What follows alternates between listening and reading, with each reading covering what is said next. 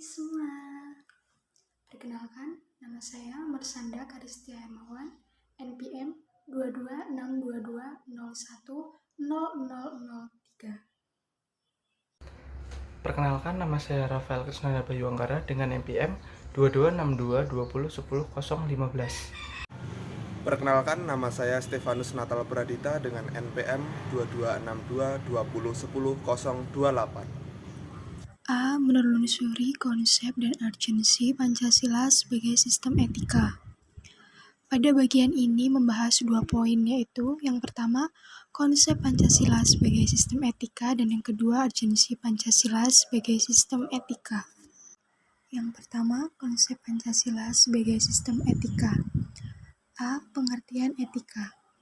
Istilah etika berasal dari bahasa Yunani ethos, yang artinya tempat tinggal yang biasa, padang rumput, kandang, kebiasaan, adat, watak, perasaan, sikap, dan cara berpikir. Etika pada umumnya dimengerti sebagai pemikiran filosofis mengenai segala sesuatu yang dianggap baik atau buruk dalam perilaku manusia. Yang B. Aliran-aliran etika. Ada beberapa aliran etika yang dikenal dalam bidang filsafat, meliputi etika keutamaan, teleologis, dan deontologis. Yang pertama, etika keutamaan. Etika keutamaan berorientasi pada keutamaan atau kebijakan, memiliki watak nilai, disiplin, kejujuran, belas kasih, murah hati, dan lain sebagainya. Keterangannya, moralitas yang didasarkan pada agama kebanyakan menganut etika keutamaan. Yang kedua, etika teleologis berorientasi pada konsekuensi atau akibat, memiliki watak nilai, kebenaran atau kesalahan didasarkan pada tujuan akhir. Keterangannya, aliran etika yang berorientasi pada konsekuensi atau hal seperti eudaimonisme, hedonisme, utilitarianisme. Yang ketiga, etika deontologis berorientasi pada kewajiban atau keharusan, memiliki watak nilai kelayakan, kepatuhan, kepantasan. Keterangannya, pandangan etika yang mementingkan kewajiban, seperti halnya pemikiran Immanuel Kant yang terkenal dengan sikap imperatif, kategoris, perbuatan baik dilakukan tanpa pamrih. Yang C. Etika Pancasila. Etika Pancasila adalah cabang filsafat yang dijabarkan dari sila-sila Pancasila untuk mengatur perilaku kehidupan bermasyarakat, berbangsa, dan bernegara di Indonesia. Oleh karena itu, dalam etika Pancasila terkandung nilai-nilai ketuhanan, kemanusiaan, persatuan, kerakyatan, dan keadilan. Yang kedua, urgensi Pancasila sebagai sistem etika. Etika Pancasila diperlukan dalam kehidupan bermasyarakat, berbangsa, dan bernegara, sebab berisikan tuntunan nilai-nilai moral yang hidup. Namun, diperlukan kajian kritis rasional terhadap nilai-nilai moral yang hidup tersebut, agar tidak terjebak ke dalam pandangan yang bersifat mitos. Contohnya itu, masyarakat menerima sesuatu dalam konteks politik sehingga dapat dikategorikan sebagai suap. Seharusnya masyarakat dalam berdemokrasi menolak berbagai macam suap tersebut, walaupun dalam bentuk apapun. Yang B. Mengapa alasan diperlukannya Pancasila sebagai sistem etika? Alasan mengapa Pancasila sebagai sistem etika itu diperlukan dalam penyelenggaraan kehidupan bernegara di Indonesia, yaitu 1. Dekadensi moral yang melanda kehidupan masyarakat, terutama generasi muda, sehingga membahayakan kelangsungan hidup bernegara. 2. Korupsi akan merajalela karena para penyelenggara negara tidak memiliki rambu-rambu normatif dalam menjalankan tugasnya. 3. Kurangnya rasa perlu berkontribusi dalam pembangunan melalui pembayaran pajak. 4. Pelanggaran hak-hak asasi manusia atau HAM dalam kehidupan bernegara di Indonesia ditandai dengan melemahnya penghargaan seseorang terhadap hak pihak lain. 5. Kerusakan lingkungan yang berdampak terhadap berbagai aspek kehidupan manusia seperti kesehatan, kelancaran penerbangan, nasib generasi yang akan datang, global warming, perubahan cuaca, dan lain sebagainya. Kemudian yang C, menggali sumber historis, sosiologis, politis tentang Pancasila sebagai sistem etika. Ini dibagi menjadi 3, pertama sumber historis, yang kedua sumber sosiologis, dan sumber politis. Yang sumber historis, pada zaman Orde Lama, Pancasila sebagai sistem etika masih berbentuk sebagai filosofi Grundslag atau Weltanschauung. Pada masa ini, masyarakat telah mengenal nilai-nilai kemandirian bangsa yang oleh Presiden Soekarno disebut dengan istilah berdikari. Kemudian pada zaman Orde Baru, Pancasila sebagai sistem etika disosialisasikan melalui penataran 4P dan diinstitusionalkan dalam wadah BP7. P4 adalah pedoman, penghayatan, dan pengalaman Pancasila. Sedangkan BP7 adalah Badan Pembinaan Pendidikan, Pelaksanaan Pedoman, Penghayatan, dan Pengalaman Pancasila. Dan pada era reformasi, Pancasila sebagai sistem etika tenggelam dan hiruk-pikuk perbuatan kekuasaan yang menjurus kepada pelanggaran etika politik. Salah satu bentuk pelanggaran etika politik adalah abuse of power, baik oleh penyelenggara negara di legislatif, eksekutif, maupun yudikatif. Abuse of power adalah ketika seorang yang memiliki kekuasaan lebih tinggi melakukan penyalahgunaan wewenangnya untuk kepentingan pribadi.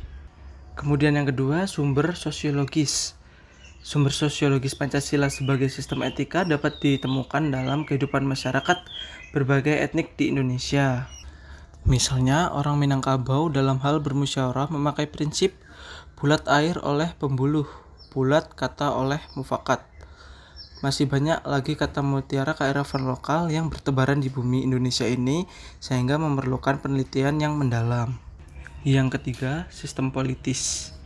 Sistem politis Pancasila sebagai sistem etika terdapat dalam norma-norma dasar atau Grundnorm sebagai sumber penyusunan berbagai peraturan perundang-undangan di Indonesia. Hans Kelsen mengatakan bahwa teori hukum itu suatu norma yang berbentuk piramida. Norma yang lebih rendah merupakan kekuatannya dari suatu norma yang lebih tinggi. Semakin tinggi suatu norma akan semakin abstrak sifatnya, dan sebaliknya. Semakin rendah kedudukannya akan semakin konkret norma tersebut. Pancasila sebagai sistem etika merupakan norma tertinggi yang sifatnya abstrak, sedangkan perundang-undangan merupakan norma yang ada di bawahnya bersifat konkret. Etika politik memiliki tiga dimensi, yaitu tujuan, sarana, dan aksi politik itu sendiri. Dimensi tujuan terumuskan dalam upaya mencapai kesejahteraan masyarakat dalam kehidupan damai yang didasarkan pada kebebasan dan keadilan. Dimensi sarana memungkinkan pencapaian tujuan yang meliputi sistem dan prinsip-prinsip dasar perorganisasian, praktik penyelenggaraan negara, dan yang mendasarkan institusi-institusi sosial. Dimensi aksi politik berkaitan dengan pelaku pemegang peran sebagai pihak yang menentukan rasionalitas politik. Rasionalitas politik terdiri atas rasionalitas tindakan dan keutamaan. D. Membangun argumen tentang dinamika dan tantangan Pancasila sebagai sistem etika. Argumen tentang dinamika Pancasila sebagai sistem etika. Argumen tentang tantangan Pancasila sebagai sistem etika. Argumen tentang dinamika Pancasila sebagai sistem etika. Argumen tentang dinamika Pancasila sebagai sistem etika dalam penyelenggaraan pemerintahan di Indonesia dapat diuraikan sebagai berikut. 1. Pada zaman Orde Lama, pemilu diselenggarakan dengan semangat demokrasi yang diikuti banyak partai politik, tetapi dimenangkan 4 partai politik, yaitu Partai Nasional Indonesia atau PNI, Partai Muslimin Indonesia atau Parmusi, Partai Nahdlatul Ulama atau PNU, dan Partai Komunis Indonesia atau PKI. Pada zaman Orde Baru, sistem etika Pancasila diletakkan dalam bentuk penataan P4. Pada masa ini juga muncul konsep manusia Indonesia seutuhnya sebagai cerminan manusia yang berperilaku dan berakhlak mulia sesuai dengan nilai-nilai Pancasila. 3. pada sistem etika Pancasila pada era reformasi tenggelam dalam euforia demokrasi.